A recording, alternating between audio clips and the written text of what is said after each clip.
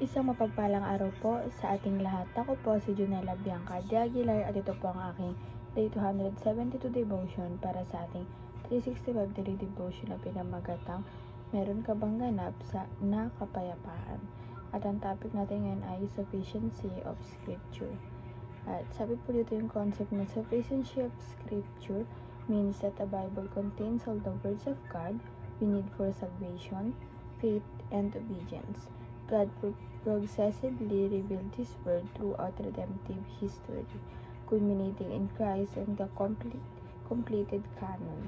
Today, Scripture is not lacking but fully equips the believer for life and godliness.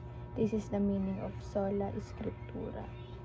At ang Bible verse natin matagpuan sa Psalm chapter 1 verses 1 to 3, and it says, Blessed is the one who does not walk in step with the wicked or stand in the way that sinners take or sit in the company of mockers, but whose delight is in the law of the Lord, and who meditates on His law day and night.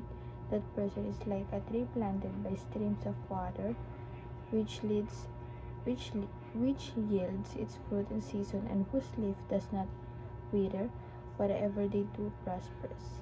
At sa Tagalog naman po, mapalad ang taong hindi lumakad sa payo ng masama, ni tumatayo man sa daan ng mga makasalanan, ni umuupo man sa upuan ng mga manunuya, kundi nasa kautusan ng Panginoon ang kanyang kagalakan, at nagkumbulay-bulay araw at gabi sa kanyang kautusan. Siya ay gaya ng isang punong kahoy na itinanim sa tabi ng agos ng tubig, na nagbubunga sa kanyang kapanahunan, ang kanyang dahon na may hindi nalalanta. Sa lahat ng kanyang ginagawa ay nagtatagumpay siya. At ang teachings mo tingin ay number 1, the Bible is sufficient in wisdom. Ito po pag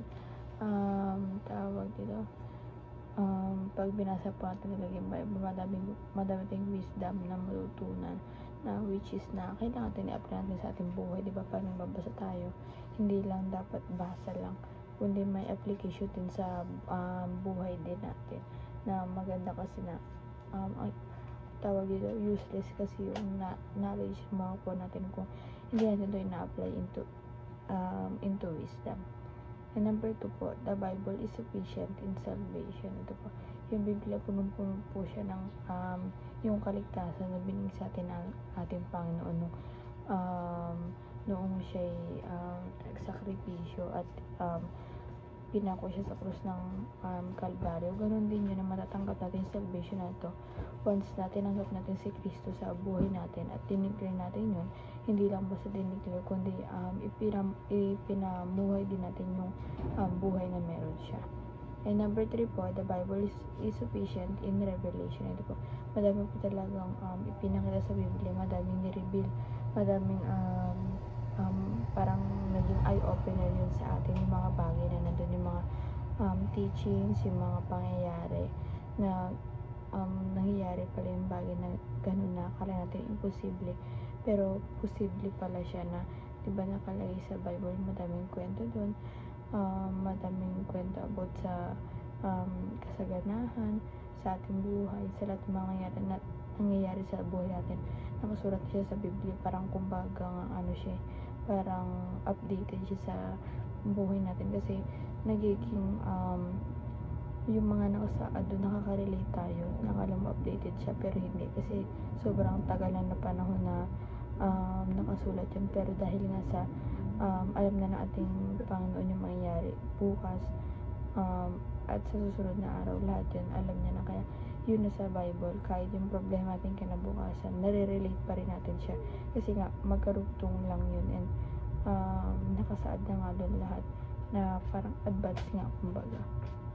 In the application naman po, paano ito ma-apply sa ating buhay? Number 1, dig deeper to find God's treasure. Ito po, like parang dapat may eagerness tayo sa buhay natin na hanapin or talagang hukayin natin kumbaga yung treasure ating Panginoon, which is yung kasaganahan ng yung pagmamahal natin. Syempre treasure din yun, lahat ng aspect ng sa buhay natin, treasure din lang kung kasama natin ang ating Panginoon.